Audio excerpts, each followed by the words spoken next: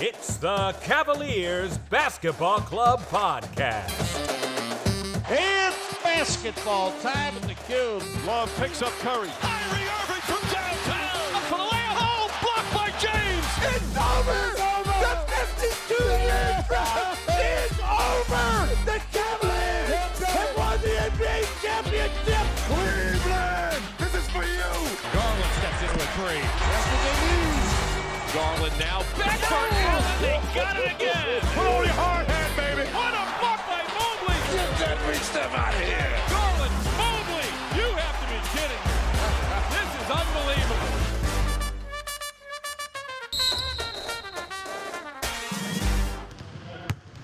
The shoot-around. Welcome back to the club. When we last recorded, the team had won 8 in a row. Now they've lost 4 straight.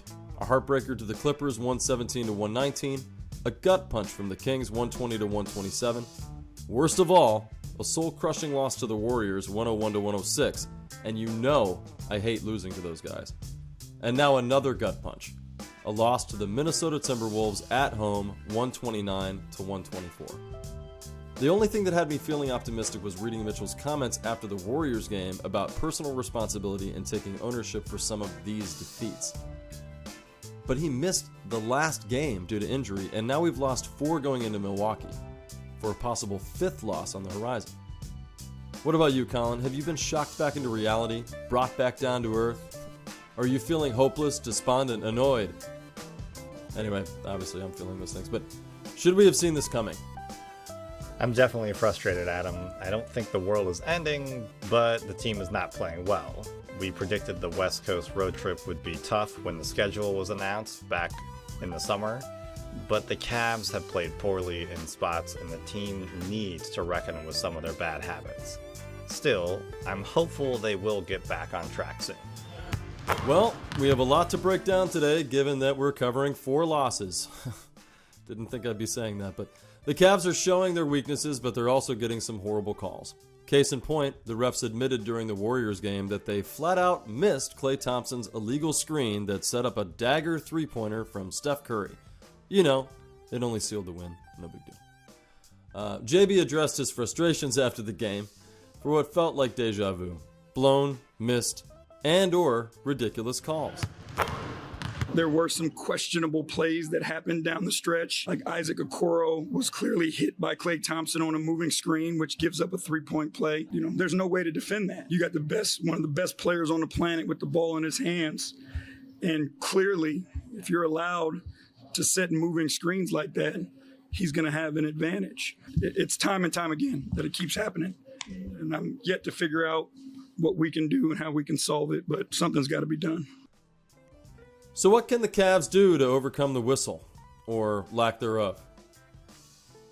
I feel like Dan Gilbert needs to start addressing this, or Kobe Altman, because I think this is getting really pathetic.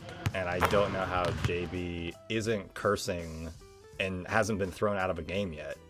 That was one of the worst non-calls I have seen in my life as an NBA fan. First thing, Thompson he knows that he fouls Okoro. He knows that he basically was a hockey player on that, not even a screen, on that offensive foul. And the refs totally didn't care because they were not watching the game. He looked like he got away with murder. He was just like, yeah, me? Oh, you're going to let that go? And then, he couldn't believe he looked like, he looked like, a defensive back in the NFL who, pulls a receiver down before the ball even gets there. And that's what he did. So I think that Altman and Gilbert need to have a discussion with the league. Send a letter. They don't have to do it publicly. They don't have to, make a big deal out of it. But they need to address this because this is getting really pathetic. It's bad enough when Garland last year was getting no calls against him going into the lane for how often he would drive into the lane, and that's still happening now. It's just going to keep getting worse. What are your thoughts? Well, aside from seeing red a lot of the time when watching these games, it makes the game almost unwatchable. It makes it unenjoyable, I know that. You and I have been dissecting and watching basketball for 25, 30 years, and there are aspects to the game that have changed that I may not like, and I find that it makes the game a little less entertaining. The worst development in my lifetime has been the officiating. The last 5-10 years of watching these games get progressively worse and having to wonder when the whistle will either blow ridiculously or not at all. And they should have a higher standard. I understand it's a difficult job, but they should have a higher standard set to the fact that when they interject in the game, it better be for the right reasons. And they better really know the game inside and out, the rule calling inside and out, so that they know what to effectively call in the right moment. Yeah. You know, we said when Garland went down with his eye injury, why wasn't that a flagrant? There was no call at all. You know, and I've been watching through these first weeks of games, just about every team has been complaining how awful the officiating is. And I wanted to bring up one thing, and I didn't look enough into this, but I just want to throw this out there. Maybe you have an answer for me. But what happened to the call center? Why don't they have that call center that looks at each play in the game from afar and can call down and say, hey, no, you got that wrong? Why don't they have something in the last 2 minutes where they would have called down and said, hey, you got that call wrong? I know that the call center still exists, but it's for challenged plays, and I don't even know if that's a play that was challengeable. I don't know when that changed. I think it changed a couple of years ago, because there was an issue where games were getting elongated. The games were not ending in a timely manner because everything was going under review. At the same time, I think it was the last 2 minutes, so maybe you do a minute and a half, or you do something else where you speak to the call center where you have the call center immediately contact the refs in some capacity, in some way, and be like, what are you doing? No, you need to, Cleveland has the side out, Cleveland has the ball. No. They can come back a quarter later and say, hey, your foot was on the line, that's a 2, and adjust the points. Yeah. They should have been able to, in real time, look at that play from afar and say, no, that's a foul by Klay Thompson, that you can't advance the ball, you didn't make your shot. That's their biggest hurdle to me. That at home, we can be better officiators than they can be. We can see the play call better than they can. And it changes the ability for you to trust the game. Trust that you're investing all of this emotional time and energy in, will this person get this call wrong or not? Or make a call at a wrong time in the game that gives an unfair advantage to the other side. As a Cavs fan, I certainly feel like it usually goes against us. I'm certain that it has gone our way at times, but man, do we have a bad streak usually. We have been sounding the alarm since game 1. These guys are not ready to officiate the game itself. And it seems like week after week, it's not getting any better. And I agree with you. I think Gilbert and others should have to band together and say, hey, you're across the board failing us. Something needs to change. Our guys are out there killing themselves, and you guys need to do a better job on your side of the ball. The team is on a 4-game losing streak. They've been coming out slow, with poor defensive effort in the first and fourth quarters, and an inability to execute in the final minutes of the game. Which of these issues stands out to you the most, and which games do you feel showed our biggest weaknesses at this stage of the season? For me, there are a lot of issues with these last 4 games. I did want to put out there, I actually thought that they played well against the Warriors and controlled some of that game in the first half at least.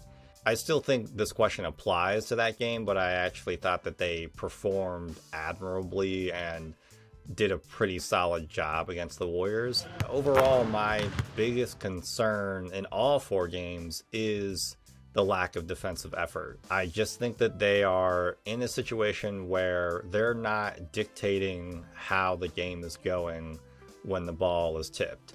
They are allowing the other team's offense to penetrate. They're allowing them to get off their actions clearly.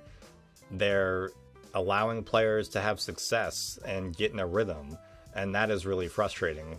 For me, when I was watching the Timberwolves game, D'Angelo Russell looked like he was shooting at the gym. He was open so often. We were not challenging him in any way. And from what I could tell, they didn't even try to trap him until the fourth quarter. So that was really annoying because this is known as a defensive-minded team, and they were just letting a player walk all over them. Now, I talked about the Timberwolves game a lot, but I actually thought that the Kings game was the worst of all of these because you had all the starters playing, and then they came out in the third quarter and were all of a sudden down by 15. Everything we had seen in all the games during the winning streak was that the Cavs would come out and do really well in the second half. And I knew that they were going to lose that game because all of a sudden they were down by 15 in the third. And they just looked shell-shocked. They looked lackadaisical. They weren't moving with any sense of urgency. There are a lot of other issues that you and I are going to break down, but that's kind of what I'm seeing initially is just the lack of effort on the defense of actually dictating the game with their defense. And I thought that the Kings game was their worst game in this stretch. Well, I can't argue with that, especially the Kings game part.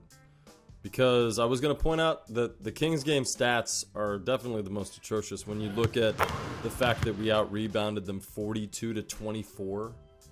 And yet they had 30 assists to our 24 assists, 4 blocks to our 1, 12 steals to our 4, 9 turnovers to our 18. And that's been extremely consistent over these 4 games, that we're averaging about 15 to 18 turnovers a game.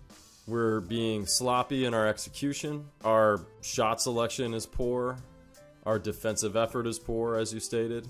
We're getting out extremely slow, and really the entire season we have been. The entire season, the first half has been kind of not what you really want.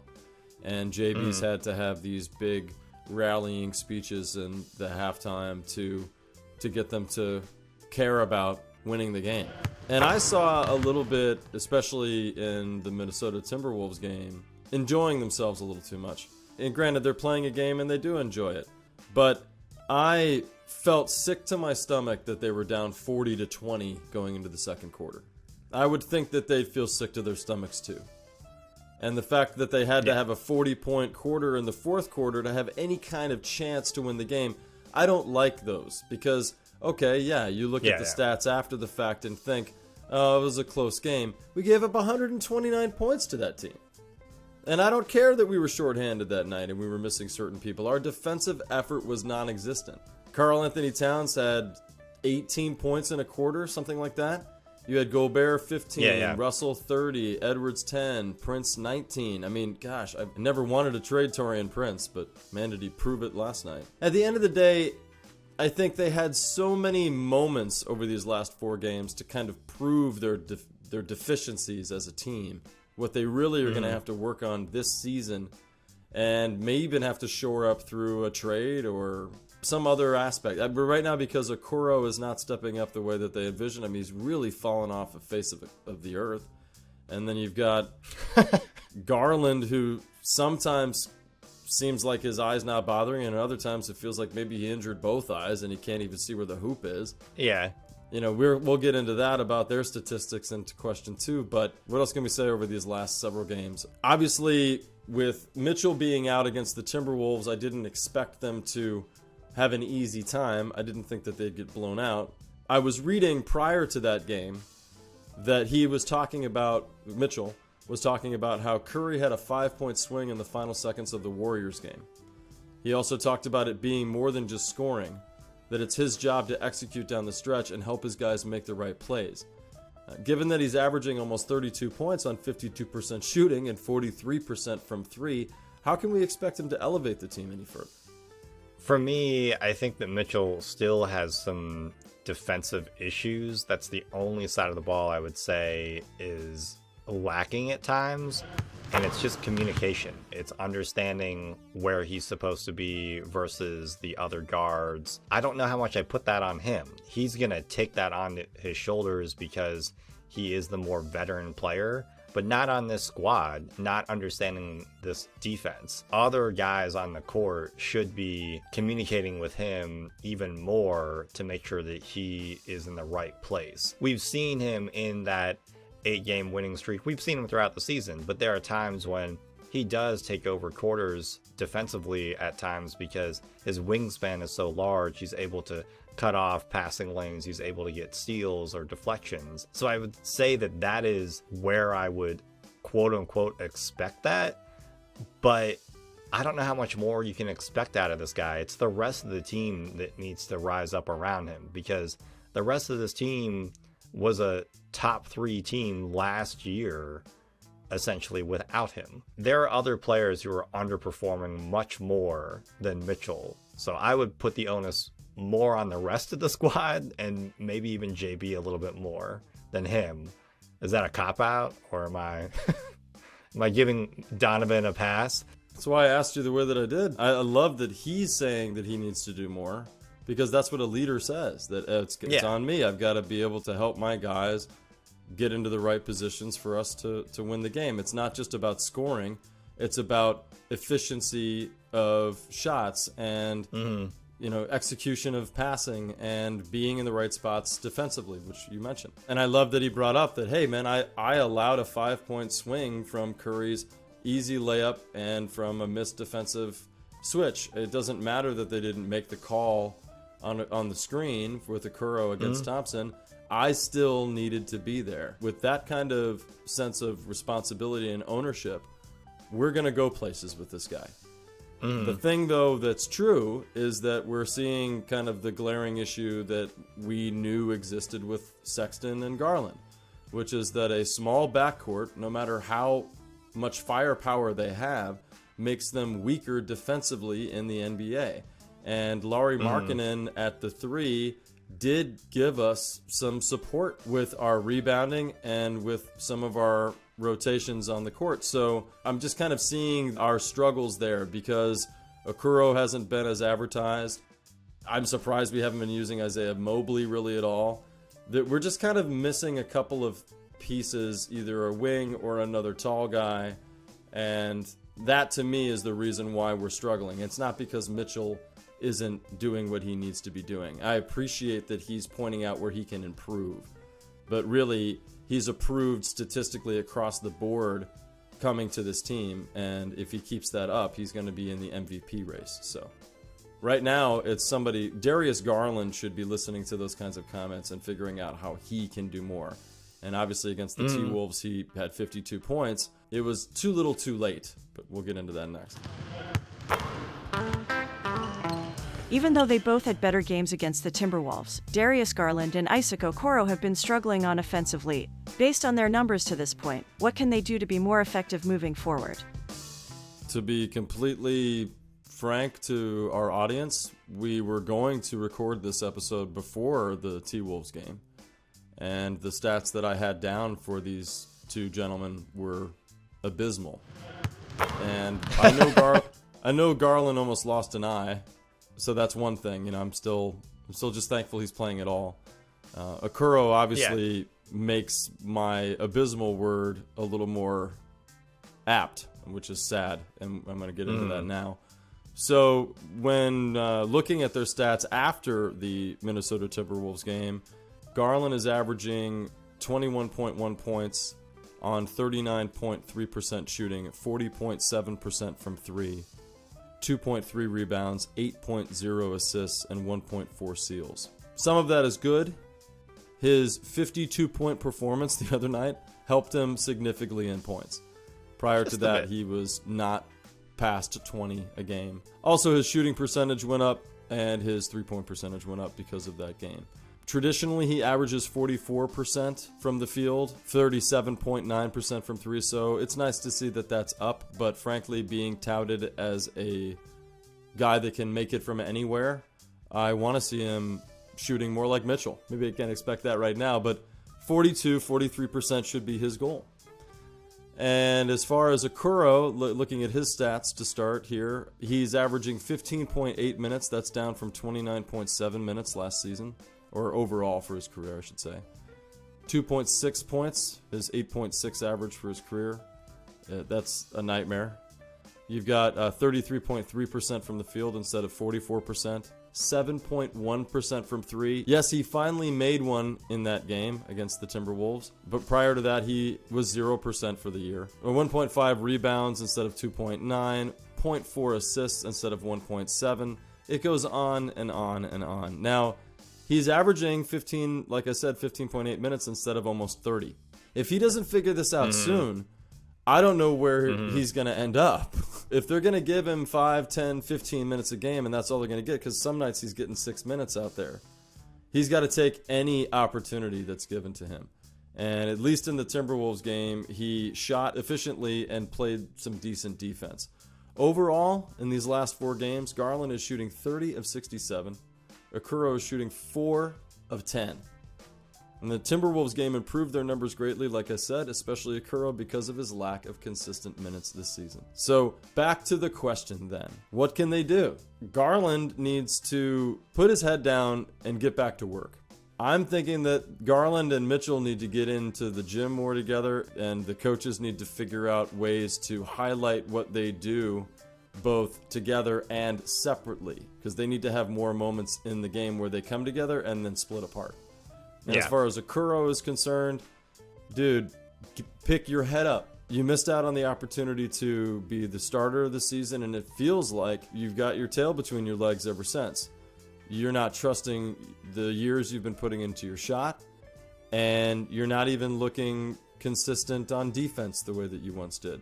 We know you have the skills to hang with these people. We know that you belong in the NBA.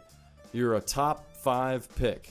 And just a few years ago even. So there's still time to correct this ship, but any minutes they give him, he's got to take advantage of it now, because there's just too many options on this team to kind of crowd him out. I agree with you with Darius. I think he and Donovan need to work together more during the practices, and the coaching staff need to try to establish certain looks or actions at the beginning of the game to maybe get Darius more comfortable, make sure that both guys are engaged right away in some capacity. One thing that was awesome to see in the Minnesota game was Darius was shooting it from all over the place. It's a little bit the chicken or the egg, where I agree that Okoro has struggled beyond our expectations, and I kind of feel like he's got 10 more games and he might not even be in the rotation. Darius can make it from 35, 36 feet away, and that opens up the floor even more. That means that that player that's sagging off of Isaac is sagging off of him even more. So the coaching staff, what I was envisioning on some level was they would have Isaac cut a little bit more. They would have him go through screens a little bit more, and Darius would be shooting it from out of the gym essentially. That hasn't happened yet, really. It happened in the Minnesota game. It helped a little bit. It helped the rest of the team, but really in that game it was just getting Darius the ball so that he could be the primary offense. To reiterate what you said with Isaac, he's on a super short leash. There are players in the NBA right now that can contribute, that are free agents, more than Isaac can right now. I predicted that he would have more starting minutes than LeVert. That's not going to happen at this rate. It's a shame because his lack of confidence is palpable. It's like the entire arena gets clenched when Isaac gets the ball. He looks like Anthony Bennett out there. Yeah, exactly. I've always said this about Isaac, is Isaac and Lamar Stevens need to hang out all the time, and he needs to pick up the jumper and the little drive to the basket deal that Lamar does. He needs to have those two other shots in his back pocket. Otherwise, he's got 10 more games and that's it, I think, for being a mainstay in the rotation. I think he'll still be a Cavalier, but being a mainstay in the rotation, he'll have to drop off. Kevin Love was saying that he feels it's his responsibility this season to help Mitchell and Garland come together. find the best partnership that they can on the court. That kind of the growing pains that he saw with Kyrie Irving and LeBron James, he's now hoping to take some of the lessons learned there and help these guys along. Frankly, those egos are not the same. Yeah. And just a bit different. And it already seems like Mitchell and Garland get along, so, they just need more time together. But it is good to know that from a veteran's standpoint and from what Love is hoping to really achieve every day, he's seeing that as kind of primary goal number one. The final seconds. As we mentioned at the top, the Cavs are headed to Milwaukee to play at the Bucks, who are currently the best team in the NBA. Are you expecting a loss or a win? Explain your reasoning. I'm expecting a loss. And this is because they lost their last game. The Milwaukee Bucks did. So I would just expect that because they're at home, which they currently have a 7-0 record there, and we're coming in on an 0-4 losing streak, it just isn't the right time for us to snap what we're going through. I am optimistic that we're going to come out and play a tough game. We're going to stay in it. I'm hoping that we're going to show why we're considered a top 5 defense in the league, and that we're going to keep them respectable and not see another possible 130-point game. But they're the Milwaukee Bucks. They just won a championship not that long ago. They're clearly still one of the best teams in the league. They came out red hot, and as I said, they're playing at home with a perfect record with just losing a game, so they're going to be bloodthirsty to win this one. And right now, I think, just observationally, I know we got really high on the 8-game winning streak. Kevin Love mentioned that looking at 3 or 4 of those games, it easily could have swung the other direction and they'd have a losing record right now. Admittedly, we were showing our fandom. We were excited. But since then, they have come back down to earth, and now I think some of these teams are enjoying reminding them that this is a long process, and they just began it. We have to be patient as well and expect that some of these nights it's just not going to go our way.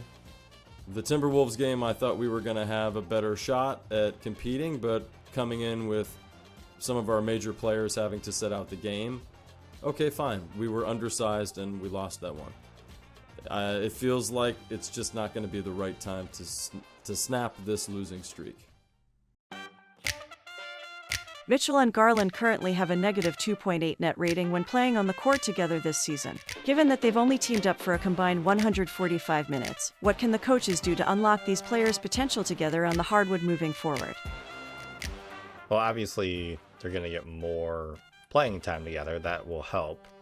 I think the coaches need to figure out who the supporting cast is really going to be, who that third player is going to be. We know that Allen and Mobley are going to be the other 2 players, the power forward and the center on the floor. I think LeVert has performed admirably. He was amazing in the Boston game. He has played well in spurts here and there. He's done really well defensively for Hinton. He's not an elite defender, but he has shown up. He is actually been a pest and stood up to some of these elite small forwards in the NBA. At the same time, I do wonder, and you and I have talked about this, Dean Wade, who's currently hurt, might do a little bit better because he does have that size. He's closer to what Laurie was last year. They might have to rely on Lamar, and maybe there's some other player that we're not aware of.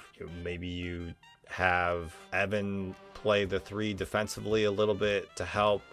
I'm not really sure, but I think to unlock the full potential of the starting lineup, you really need to make sure what's going on with the 3 allows Darius and Donovan some level of comfort where they can shine. And you mentioned it earlier, Kevin Love has talked about wanting to make sure these players get along, and I think that they will. But I think it's kind of up to these guys to figure out their own needs on the court more than the coaches. The coaches can put them in the right spot. They can have that communication, and it's up to the coaches to make sure that everybody's prepared and talking on the same game plan. But Darius and Donovan are both talented enough that it's really up to them to make sure that they are fully accessing all of the skills and potential when they're on the floor together to unlock this team's offense together, because that's what the fans expect.